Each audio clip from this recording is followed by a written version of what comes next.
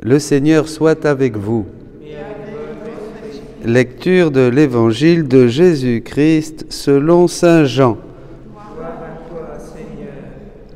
En ce temps-là, Jésus disait à ses disciples, « Quand viendra le défenseur que je vous enverrai d'auprès du Père, lui, l'Esprit de vérité, qui procède du Père, il rendra témoignage en ma faveur. Et vous aussi, vous allez rendre témoignage, car vous êtes avec moi depuis le commencement. Je vous parle ainsi pour que vous ne soyez pas scandalisés. On vous exclura des assemblées, bien plus, l'heure vient où tous ceux qui vous tueront s'imagineront qu'ils rendent un culte à Dieu. Ils feront cela parce qu'ils n'ont connu ni le Père ni moi. Eh bien, voici pourquoi je vous dis cela. Quand l'heure sera venue, vous vous souviendrez que je vous l'avais dit. » Acclamons la parole de Dieu. Louange à toi, Seigneur Jésus. Bonjour mes amis.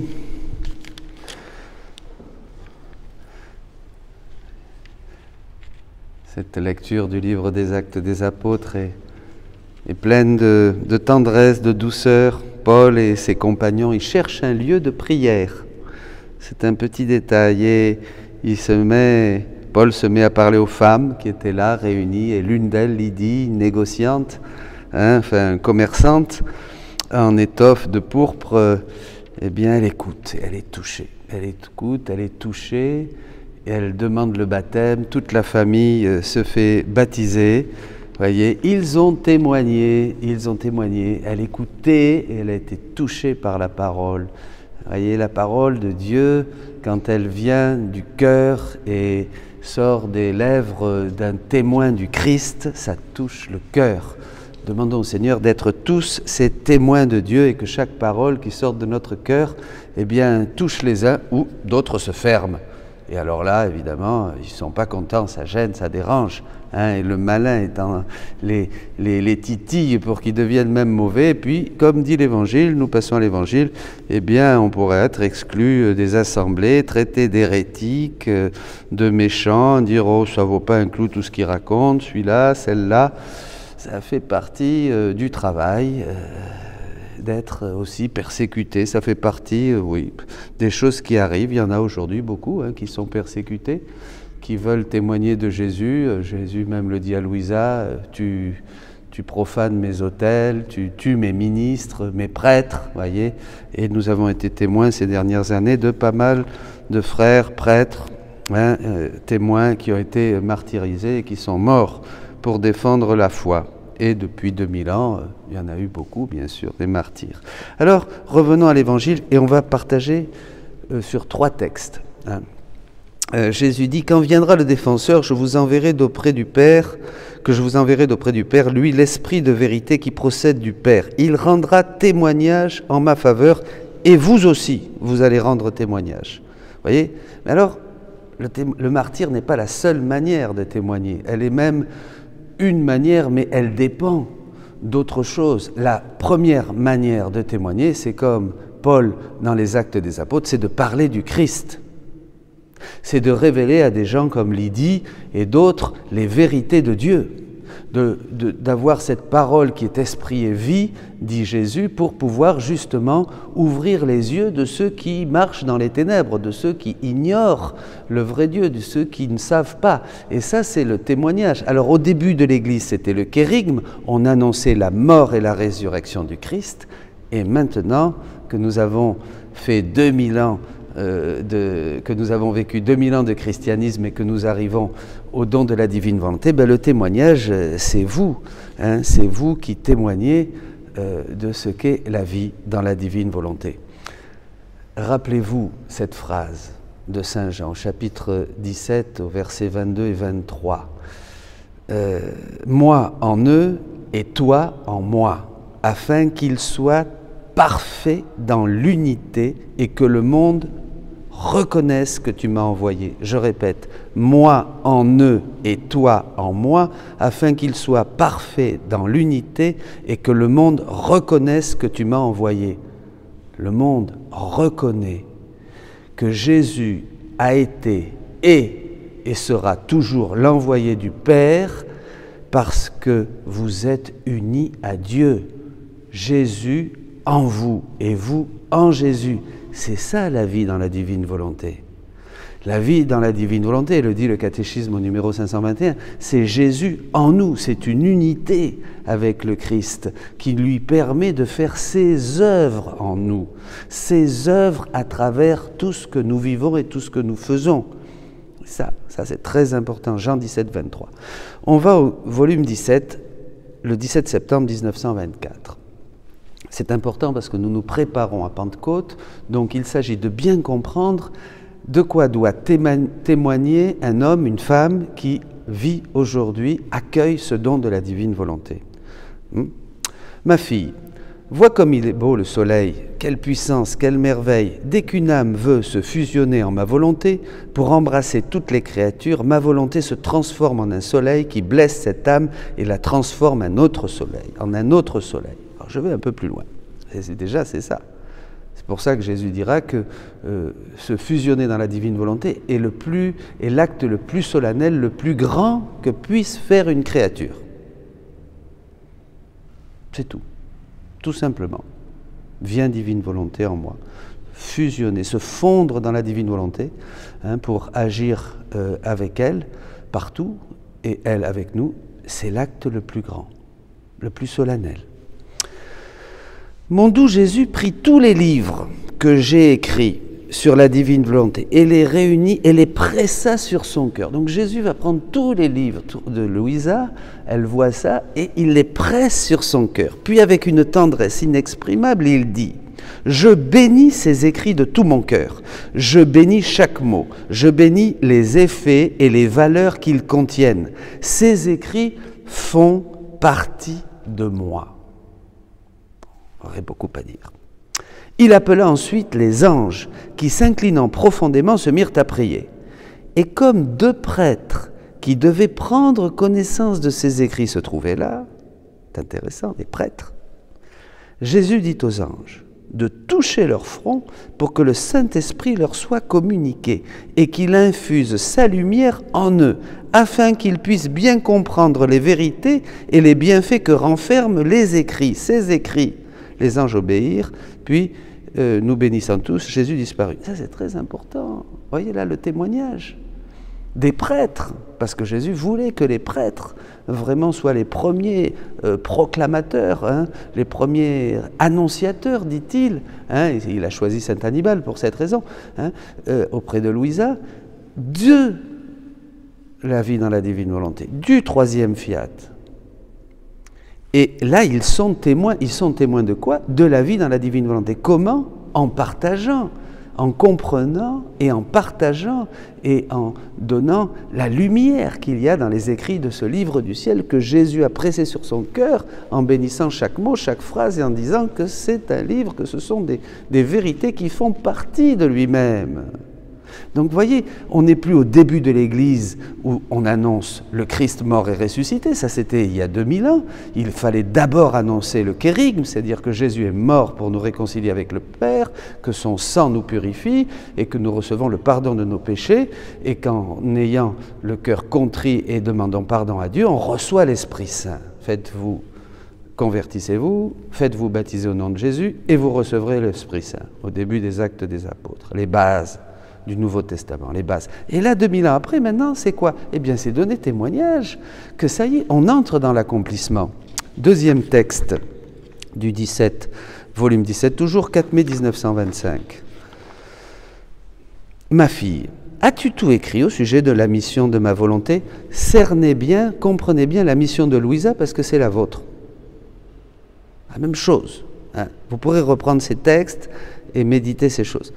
Je répondis oui. Oui, j'ai tout écrit, dit Louisa. Elle est marrante. Il reprit. Et si je te disais que tu n'as pas tout écrit, que tu as plutôt laissé de côté la chose la plus essentielle? Et Jésus ajouta. La mission de ma volonté reflètera la Sainte Trinité sur la terre. De même qu'au ciel, il y a le Père, le Fils et le Saint-Esprit, inséparables et distincts, et formant la totale béatitude du ciel, il y aura sur la terre 3 personnes qui, par leurs missions respectives, seront inséparables et distinctes. La Vierge, qui, par sa maternité, imite la paternité du Père céleste et possède son pouvoir pour accomplir la mission de mère du Verbe éternel et de co-rédemptrice, la Vierge Marie. Mon humanité, qui pour sa mission de rédempteur comporte la divinité et le Verbe, lequel sans jamais être séparé du Père et du Saint-Esprit manifeste ma sagesse céleste et possède le lien qui me rend inséparable de ma maman. Et toi, Louisa, pour la mission de ma volonté. Mais quand on parle de Louisa, on parle de nous tous. Louisa est la première, c'est la chef de la mission, mais maintenant nous entrons tous. Et tous, nous sommes des disciples, pour nous dire, de Louisa, hein, les enfants du 3e fiat, sans jamais être séparés, manifeste. Et toi, pour la mission de ma volonté, toi en qui le Saint-Esprit fera déborder son amour. Vous voyez, il s'agit du Saint-Esprit, là. Donc, à travers les enfants de la divine volonté, le Saint-Esprit va faire déborder son amour, et ça va être des témoins lumineux qui vont dire les choses du ciel. Ça, c'est notre mission. Hein, te manifestant les secrets de ma volonté, ses prodiges et les biens qu'elle contient pour rendre heureuses les créatures intéressées à connaître ma volonté. Ah ben voilà. Comme Lydie était intéressée par ce que disait Paul. Ceux qui ne sont pas intéressés, ils vont vous donner des coups de bâton. Bon, Paul est un bon exemple. Hein, à l'aimer, à connaître, intéressé à connaître, à l'aimer et à la laisser régner en elle, lui offrant leur âme afin qu'elle y habite et puisse former sa vie en elle. Tout cela accompagné du lien d'inséparabilité entre toi, la mère et le Verbe éternel. Ces 3 missions sont distinctes et inséparables. Les 2 premières, à travers les souffrances inouïes, ont suscité la grâce et la lumière pour mettre en route la 3e et se fusionner avec elle. Ah mais oui, il y a eu le martyre de Jésus, le martyre de tous les premiers apôtres, ils sont tous morts martyrs, le martyre des saints, le martyre des témoins de la foi, et bien sûr ça a été ces souffrances inouïes, hein, et cela qu'aucun ne quitte, et cela sans qu'aucun ne quitte sa propre mission, et chacun trouvant le repos, puisque ma volonté est céleste repos. Ces missions, donc, de la Vierge Marie, de Jésus, hein, le Verbe incarné, et de Louisa, ces missions ne seront pas répétées parce que l'exubérance de grâce, de lumière et de connaissance qu'elles contiennent est telle que toutes les générations humaines pourront être remplies par elles. Il n'y aura plus rien. Donc maintenant, n'attendez pas quelque chose. Arrivé maintenant au 3e fiat, c'est fini. Tout est dit. Jésus se dévoile, se dépeint complètement, hein, dans le livre du ciel. Les générations humaines ne seront jamais capables d'utiliser les biens dont ces missions disposent. On n'épuisera jamais. On n'épuisera jamais aucune de ces missions. On n'épuisera jamais les écrits du livre du ciel. C'est infini. C'est le ciel, c'est la théologie du ciel. C'est la vie du ciel. Hein. Donc il faut l'Esprit Saint. C'est l'Esprit Saint qui rend témoignage, hein, de ce qui est contenu dans ces paroles. De qui? De Jésus, puisque c'est Jésus qui parle.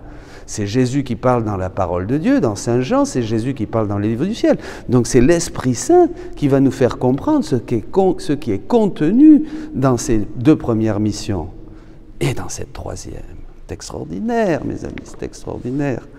Alors, et 3e texte, au volume 17. Je veux terminer en écrivant ce que Jésus m'a dit à la suite de ce qui précède. Bon, évidemment, parler d'autre chose. Ma fille, tu dois ajouter une autre chose sur la fusion dans ma volonté. Il s'agit de se fusionner dans l'ordre de la grâce, dans tout ce qu'a fait et fera le sanctificateur, l'Esprit Saint. L'Esprit Saint. Pour ceux qui doivent être sanctifiés. Nous, les 3 personnes divines, nous sommes toujours unis dans notre action. La création est attribuée au Père, la rédemption au Fils, et la réalisation du que ta volonté soit faite au Saint-Esprit. Là, l'Esprit Saint, dit la prière eucharistique numéro 4, qui achève toute sanctification. Donc aujourd'hui, l'Esprit Saint nous touche, nous appelle, pour qu'en suivant Louisa, en nous laissant pénétrer des vérités du livre du ciel, nous soyons les témoins de cette réalisation du « que ta volonté soit faite », d'une sainteté divine. C'est de lui dont il s'agit quand tu viens devant la suprême majesté et dis « Je viens vous retourner votre amour pour tout ce que le sanctificateur accomplit envers ceux qu'il sanctifie. Je me place dans l'ordre de la grâce afin de pouvoir vous offrir la gloire et le retour d'amour que vous auriez reçu si tous étaient devenus saints et faire réparation pour toute opposition ou manque de correspondance à la grâce. » C'est extraordinaire. Là, nous, dans ce troisième fiat, nous, les témoins, ceux qui accueillent cette vérité du Saint-Esprit, vont rendre témoignage en présentant, ça va être surtout ça, oublieux totalement de nous-mêmes, nous allons présenter au Père au nom de toute l'humanité toute cette œuvre de sanctification que nos frères n'ont pas voulu accueillir et nous allons l'offrir au Père comme si tous l'avaient fait.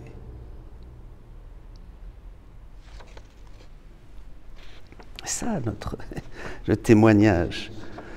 Et dans la mesure où tu en es capable, tu cherches dans notre volonté les actes de l'Esprit sanctificateur pour faire tien sa peine, souffrance.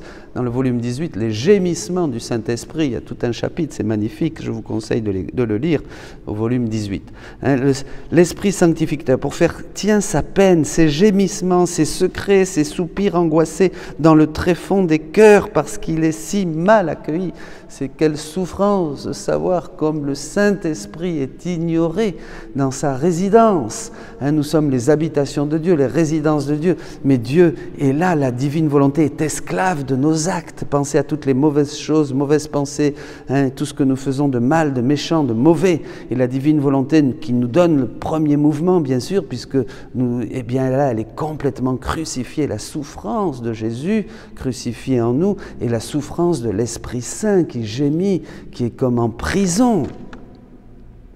Il n'y a que quand nous vivons dans la divine volonté que là, Jésus est soulagé. Enfin, il trouve des mains, des yeux, des pieds, un cœur, un corps où il peut libérer sa vie. Puisque Jésus le dit, il n'a pas, comme dans le Saint-Sacrement, il dit « Je suis là, mais je n'ai pas de mains, je n'ai pas de pieds, je n'ai pas Dieu, je n'ai rien, je suis emprisonné dans les espèces du pain. » Voilà, et il cherche des cœurs pour pouvoir libérer sa vie, pour que nous devenions ces vraies hosties. Bon, vous savez tout ça, et qu'il puisse agir à travers nous. Bon, et comme son œuvre fondamentale est de placer notre volonté dans l'âme, dit Jésus, en tant que l'acte complet de la sanctification, ben oui, c'est la fin de tout, bien sûr, alors, en se voyant rejeté, il gémit dans des lamentations inexprimables. Fait penser à ces gémissements dans Galates, chapitre 4, l'Esprit gémit en nous. Ouais, on n'avait pas compris, mais bien sûr, il gémit. Il gémit jusqu'à ce qu'on arrive à la pleine stature du Christ, l'homme parfait, dira saint Paul. Et toi, dans ta simplicité enfantine, tu lui dis, eh bien faites cette prière avec moi et on va terminer. Et je crois que c'est une très bonne préparation à Pentecôte, ces trois textes que je vous invite à méditer. On va répéter ensemble, Esprit sanctificateur, hâte-toi.